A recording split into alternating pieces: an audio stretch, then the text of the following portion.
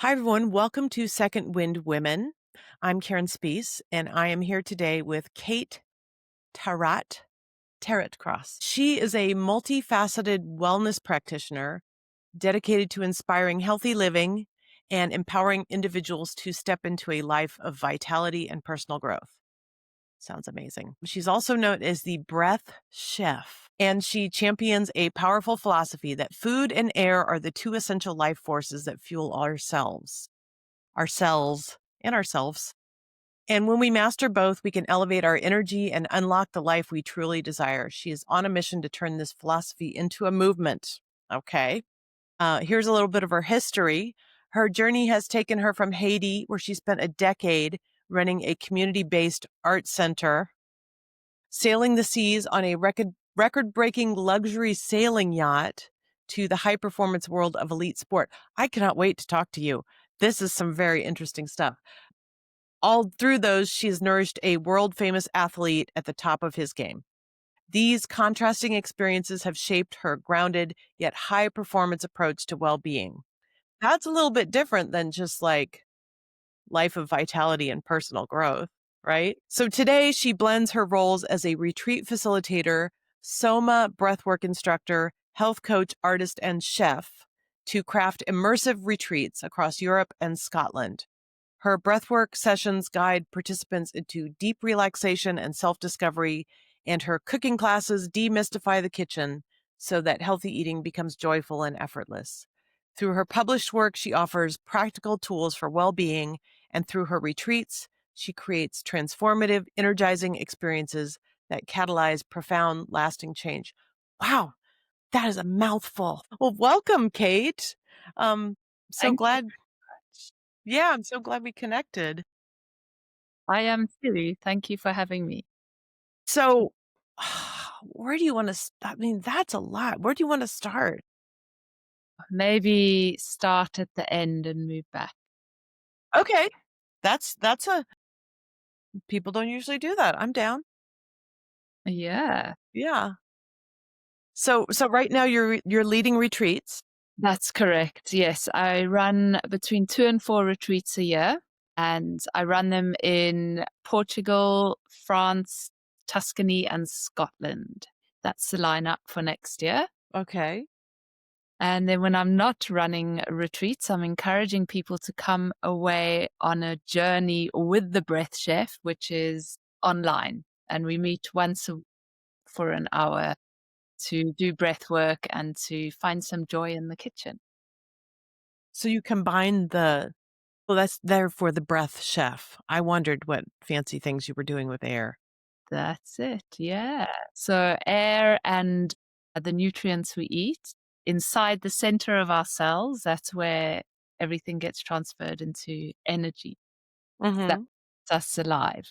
So my belief is that if we get that balance correct, then we can upgrade our energy levels. So I have some questions right away. Great. Um, so what do you encourage people to like look at like the air quality in the areas where they are? And what about like sleep apnea?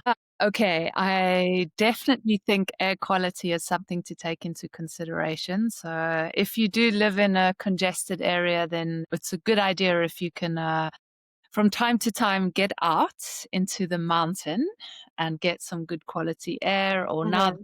some options to have air filters in your homes to filter out the air. And sleep apnea, I don't really want to comment on that because I don't feel that I'm qualified to comment in Hmm. that. Right. Right. But do you have people get tested for it? I mean, it's such a like you sleep a lot. And if you're not breathing right when you're sleeping, right? Exactly. If you do suspect you have sleep apnea, it's very important to go and get that checked out. And there are ways to help it. Also, if you read James Nestor's book, Breathe, he's got a whole chapter about different techniques to improve your breathing. The It's breath, just called Breathe, the book. yeah, It's just called yeah. Breathe. Okay. It's a really great insight, and it will change the way you think about breathing for sure. That seems crazy. I do a lot of that, and I never think of it. Right, okay. Yeah. Yeah. Yeah, I'm very enthusiastic about breathing. I had radical allergies at one point, and I couldn't take any antihistamines because I'm actually allergic to those, and I didn't know what to do. I went to a doctor, which is something I never do, and he sat there staring at me. And in an uncomfortable moment, I thought, what's he staring at? And he finally said, "You're not breathing correctly." My nose was put out of joint at that point because I've been, doing the pranayama breathing as part of yoga. And I thought, I'm not properly. Exactly. And I went away. He didn't prescribe anything, which I thought, okay, I'm going to pay heed to what you say. And I thought about it and I realized he was absolutely correct. I was breathing too much. I was taking in too much oxygen, breathing like a lot of us do in the stress world.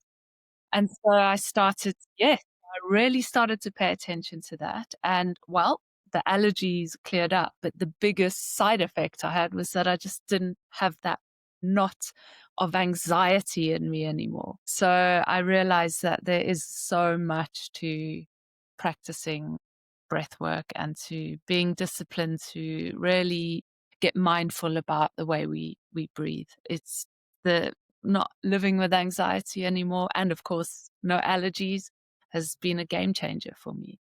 So I don't know a lot about the breathwork world. It sounds like I've had a lot of experience kind of where you're talking about like within yoga practice and just in meditation and such. But like what is the difference between soma breathwork and like holotropic breathwork? I know there's several different kinds. Yes, and it's becoming very, very popular. So you're probably seeing it more now than you did ever before. The most important thing to know is that all breath work stem from ancient pranayama. It's thousands of years ago.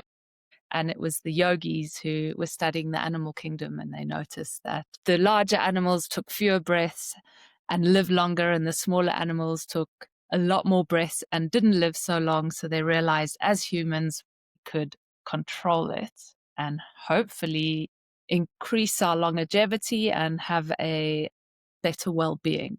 And that's how it sort of came about. The modality I use is the Soma breath technique. And the reason I love it is because it helps you to get into quite a relaxed meditative state without sitting and, getting a numb bum, as I like to say, because it uses music Just that's, got that numb bum. That's funny. Okay, go ahead. yeah, it uses binaural beats music that helps to get your brainwaves into an alpha state to calm you down. Visualization, which we all know now. I mean, all the athletes use visualization, don't they, over and over when they're practicing to get the correct moves. So we all know that visualization will help us to achieve our goals or to acquire the life that we want to live. And then the breathing technique, which is rhythmic breathing followed by breath holds. And the reason you hold your breath is to increase the carbon dioxide, which transports the oxygen deeper into the areas where it needs to go. And that's called the Bohr effect, which comes from Christian Bohr many, many, many years ago when he discovered the effects of carbon dioxide and with oxygen. That sounds in my YouTube journeys. I have found people who do breath work and they say that it increases the amount of naturally occurring DMT in your system. And it sounds very much like kind of what you're talking because there are like fast breath, there's like a deep breath and you're holding it. Is there any correlation there?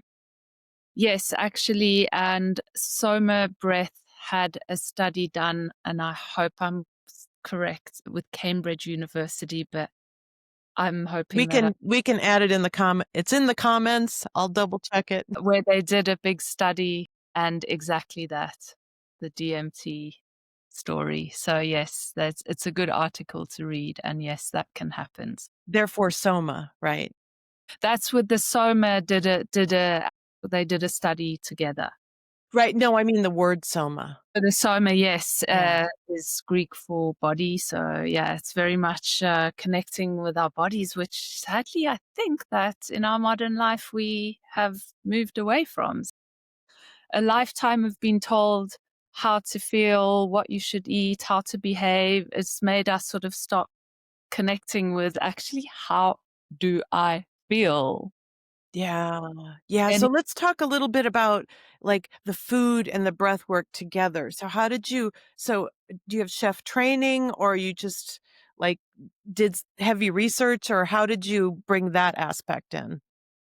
so I fell into a chef role. It wasn't part of my plan. Well, wasn't part of my plan, but I guess Okay, it was. we'll talk about your plan in a little bit, yeah. And I did not do formal chef training. I did lots and lots of short courses, and I've got about 15 years of experience under my belt. I was working on 50? no, 1 5, 1 5. Okay, I was Oh, like, yeah. "I don't think you're that old." It's all the breathing and the eating. Right, yeah, amazing. You're actually 80. Well, I was working on this luxury sailing yacht as a stewardess, and they wanted to sell the boat, so they said, "Okay, we're cutting the crew down. You can stay, but you have to start cooking." And so before I knew it, I got into the galley and came this passion for cooking. So they sent me off on all these courses to go and get trained, and that's how the chefing started. And I guess because I had an artistic background. I just love the creativity of cooking and presenting the food and nourishing people. It was very, a joyful experience for me. And then I took it one step further and started and studied as a health coach. So I looked at many different diets and I dove into nutrition and then I started to just feel that if we eat correctly we can food is thy medicine, right? Isn't that Yeah, it? So we yeah, could use it for so much more than just pleasure, which of course we must get pleasure out of eating food, but what if you can use it in a right. way or use it to heal? So that's I've where that. got so many questions. So, is health coach training different than dietitian training, or does it include that training? Okay, so it touches on lots of different diets, but it's not the same as if you're going to do 3 years of nutritional training, which Okay, goes very specifically into what the nutrients do and don't within the body, etc. So it's quite broad. And then you would find what your interest is, and then you'll sort of okay. move deeper and then take your studies further if you wanted to. That's your yeah, I see. You hone in and become a specialist on one thing. That Yeah. makes sense. So, as somebody we haven't gotten into your artistic background, but how do you end up getting a job as a stewardess on a luxury yacht? What is that? That That's a was very unusual path. and a bit of a miracle, if I say, because when I had a big lifestyle change, so I was married for 17 years and everything fell apart. I left Haiti and then I was just lost. I was so lost and I didn't know what am I going to do. And I had this kind of vision of blue. I didn't know what it meant. But then somebody said, "Why don't you get a job on a boat?" And so I started on this path and everybody said, "You'll never get a job. You're far too old. They only take 20-year-olds." And I can't remember how old I was, in my late 30s then or middle 30s. And I sort of just kind of thought it's not going to happen. And then somebody said, "Oh, my friend's a yacht captain. Why don't you have a cup of tea?" And I went to have a cup of tea with him and he said, "Oh, I've just taken on some crew. I'm so sorry. You're going to have to go and walk up and down the docks and just beg somebody to give you some day work," at which point my heart dropped. And the very next day he called me up and he said, "Could you come and meet me, please?" He said, "My crew member has just told me that they're leaving. If you could get to France on such a date, I've got a job for you." And that was it. And then I was in the middle of the ocean one day on watch. It was a beautiful, calm day. And I suddenly looked around and I get chills when I think about it. All I could see was blue. The sky and the sea meet and there's no horizon line. And I was literally in this bubble of blue. it was incredible. That's beautiful. Hi, it's Karen. I wanted to remind you guys to go to Second Wind Women. That's really beautiful. So let's talk a little bit about like you said you were married for 17 years in Haiti. So you in Haiti for 17 years? No, I was Okay. in for about 7 years in total, 6 years in total. Mhm. But I did meet my husband then in Haiti when I was very, very young, and then we went to the UK where we did our art studies and had a little gallery and did various things before moving back to Haiti where we opened up an art center. So when you were originally in Haiti, it didn't have anything to do with the art center, you were just visiting? I was just Okay. visiting my sister who had been living out there, and then I met my Okay. husband. Cool, and where did you and your husband go to study art in the UK? We went to Bath Spa University College, it's called, which is great, a very good college for conceptual art. So we got into the world of conceptual art, and then he went on to study at Central St. Martin's, but I stopped my studies at that point and started dreaming up ideas of art centers. So how did you end up putting the art center in Haiti? How did you get funding to do the art center? What was, like, the final tip where you're like, "I'm actually gonna do this?" That's, like, the sweet pot spot I wanna know about.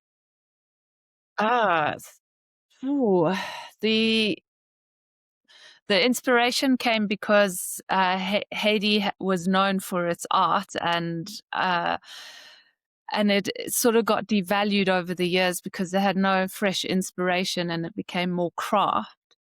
And then we felt so privileged to have this art education. We thought, let's go and share it.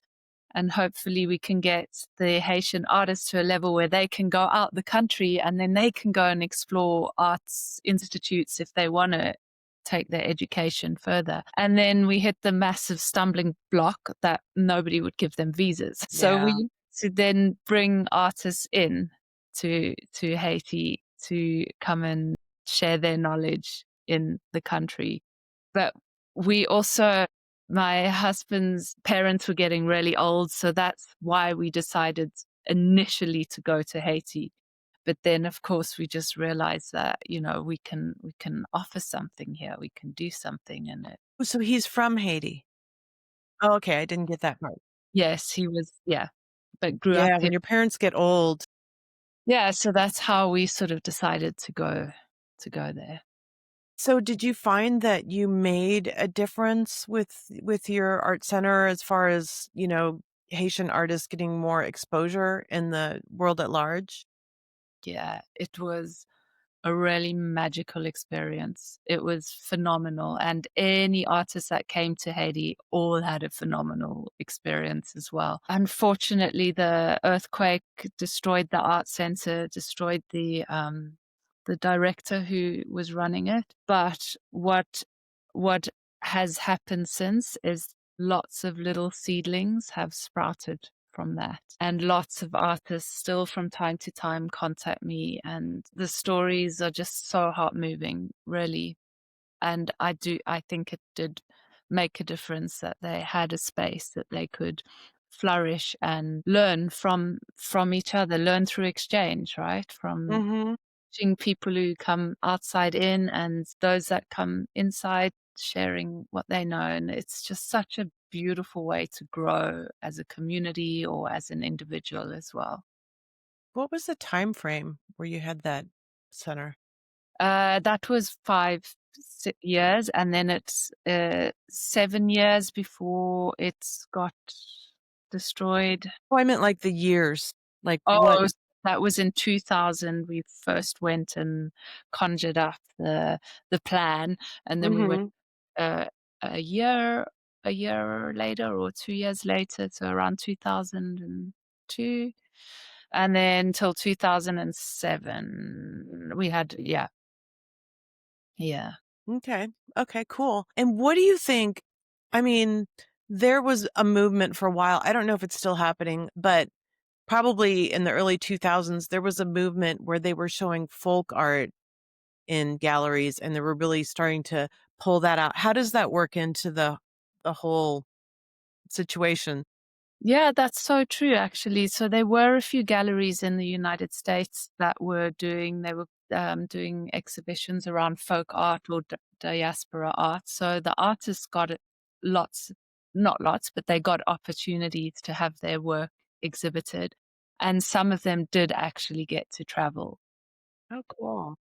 Yeah, so there were some opportunities for artists to get exposure and sell some of their work because at the end of the day, it's such a poor country and they sell a painting, they feed, you know, their immediate family, but also their family all around. So Right, we right.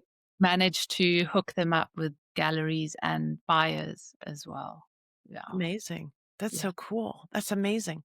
And so it was the earthquake that was basically the moment where you were like, "It's done." I had left already, and that really, yeah, losing the director just I felt so traumatized already living in Haiti with all of the unrest was a lot. And when everything that whole incident happened, I've not been able to go back since. Yeah, Yeah. yeah. That sounds Now, really tough. yeah, there's no way now. It sounds like the Wild West there. Or worse. Yeah. Yeah. So let's go to the athlete training thing. So is your husband an athlete? No, Okay. no, no, no. You So said I you said participate. supporting an athlete, so I was like, I just assumed. No, I work for a top athlete. I nourish him, feed him, Mhm.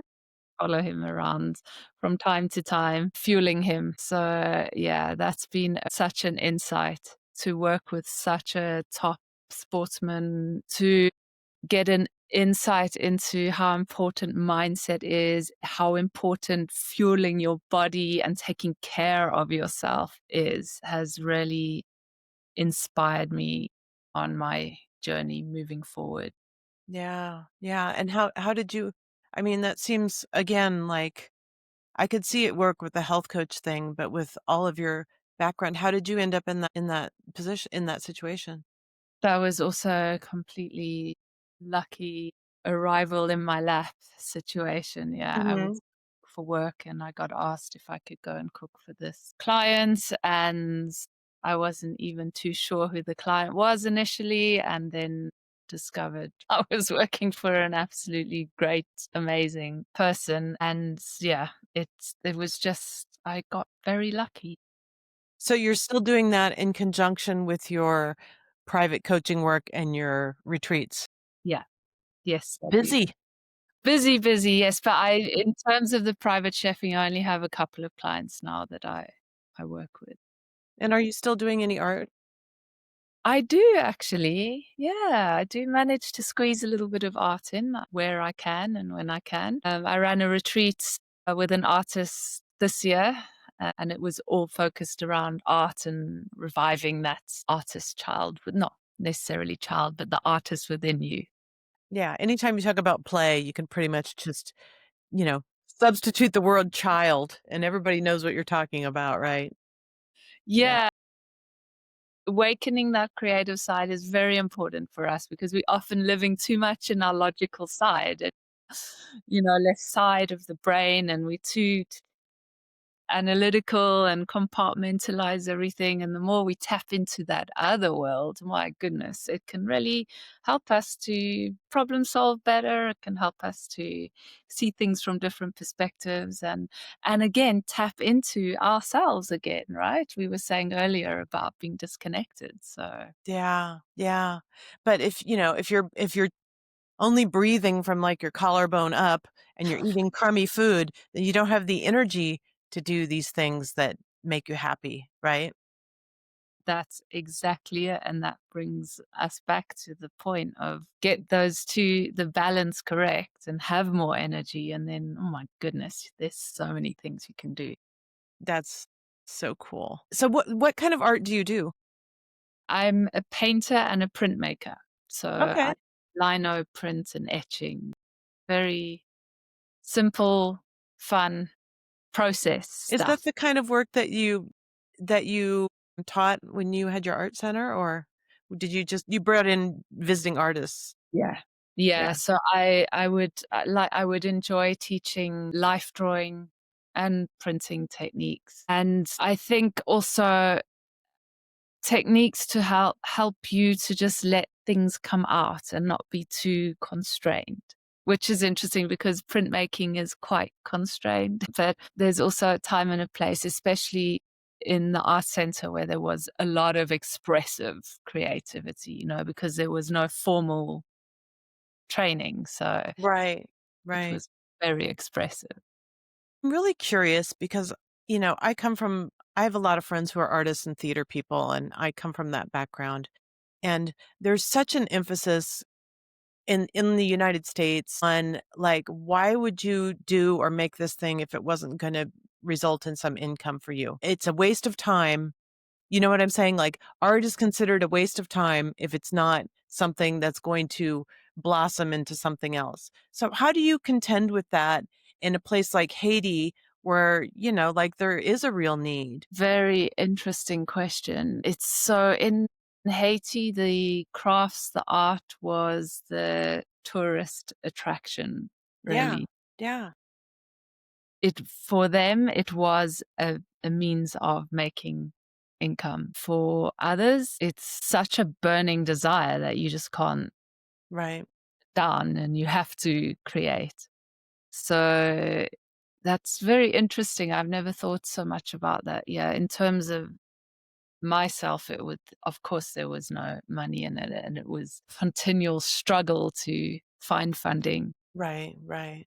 Desire outweighed everything. Yeah. Yeah, that makes sense. But I was just thinking, like, if you lived in Haiti and you could, like, I'm just making something up, so please don't take offense. Like, if you could just carve faces out of coconut shells all day and people would buy that and you could make money and you could feed your family, why would you wanna go do conceptual art? Well, yeah, exactly. But that's what was happening is they were just painting then placemats. Right. And Yeah. then once that's done and they made a bit of money, oh my gosh, would their canvas come out and then they go off and start painting really expressive pieces. But the beautiful thing is that sometimes those sold as well. So it inspired them to keep pursuing that. But there were definitely two sides. Yeah. You said you ran a small gallery when you were in the UK? Selling Haitian art. Oh, it was. So that was the stepping stone. Yes, that was in partnership with somebody else who had an absolute love for Haitian art, and he wanted to bring it to the UK, and he did, and it was successful initially, yeah, but I it's mean, lonely sitting in a unique. Sorry, what? it gets lonely sitting in a gallery. Yes, that's true. That's why they have to sell watches and jewelry and stuff like that in the gallery so you can get people in there to buy little trinkets so they can look at everything. And so Well, your employees probably don't just, yeah, drink so much coffee that they can't even see. yeah. Oh my gosh. So how do you work with people now, Kate? You said you're leading retreats and you're doing online. The Breath Chef is online? That's an online journey that you can come along for 1 month, 3 months, or the whole year. Each month is inspired by a different country, and it's once a week for an hour. So I will do a breathwork session, or we will do a little cook along together.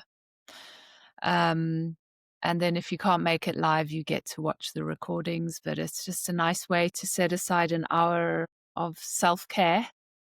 So that's one way I work with people. For more immersive experience, the retreats are definitely tops. You can't beat getting away and giving yourself some time to care for yourself and let me nourish and nurture you for a few days so that you can do what you need to do to fuel your batteries. And then I do private coaching and private breathwork sessions. And time to time, I'll do a little group session outside or inside, and some cooking workshops as well. But the cooking workshops are small. I work with small little intimate groups. And those are in person, right? Those are in person, yeah. And then the one-on-one is great if you really, if you have a something specific you want to work on or a goal to achieve. Mhm. One-on-one you can't beat, obviously. So where are you located? I didn't even ask you, Kate. Where are you located? I'm living in the south of France at the moment. Okay. Yeah. Okay. So you're a very different time zone than I am. Yes, it's 5:45 now. Amazing. I wanna look up some of your I wanna look up what's your website? It's called gowiththeglow.com. Go with the glow. Yes. That's about to be revamped. Yes. Excited for that, but you can still see the retreat offerings on there. And then if you want to work with me personally, that's Kate Tarratt Cross. Okay. Okay, great. And when you do your cooking things, is it vegetarian? Is it omnivore? Do you have any specific protocol that you follow? I do mostly yes. I'm going to say Okay. yes for the vegetarian, and that's not because I'm opposed to animal protein. I am mostly vegetarian myself, and I believe we're all very different. Some of our bodies thrive on eating meat protein, sorry, or animal protein is what I'm trying to say. Mm. Others don't. So I just try to really highlight all the benefits of plant-based and vegetarian eating. And then if you want to have a little side dish of animal protein to do that. But everything is really tailored around making it easy, making it fun, because if it's easy and fun, you're more likely to do Yeah. it. And just getting people comfortable with cooking from intuition and experimenting and finding Yeah. joy in the kitchen. Yeah, and seriously, almost nobody eats enough vegetables except for vegetarians. And you can get all your nutrients from plants, but you have to be interested in nourishing yourself if you wanted to take a sort of strict vegan diet or whatever. So if people do want to have specific diets, I can help them and show Mhm. them ways to nourish themselves and cook. I've got lots of experience with plant-based foods and plant-based cooking. So, and gluten free and all the things that, There's so many. There's so many. Yeah. Yeah. That's wild. Yeah, as part of my so I went to school and I got a master's degree in Buddhist studies. And yes, and part of the experience was we had to do a month-long meditation. So we had to go to this retreat center and three meals a day, communal meals. We're passing along bowls. You take out what you want. Like that's it. And then that was your chance, you know? And it was so interesting the how everybody was like, people didn't feel like they were getting enough just because it came and you got it and that was it, you know? Because we're so used to having like these big, options for food, lots of, take as much as you want or whatever. And it came out, at least one of the teachers there said, like, the number one way that people's neurosis comes out is through their relationship with food. right. So that's Because so interesting. right? Because how much do you value yourself? How much are you taking? Are you like, oh, I feel like I need a whole bunch? Are you like denying yourself? There's so many dynamics. That's so fascinating. Yeah. Wow. A whole month. You must have had so much insight after that. It was great. And there was a week, we did a silent week. So it was no talking except for like, hey, there's a snake on your foot. No, not that there were snakes around, but like it was like functional talking, like you're going to spill that, you know. So, but nobody was like, "Oh, I was wondering about, how these plants are growing." So, it was incredible and like very, very, very calming.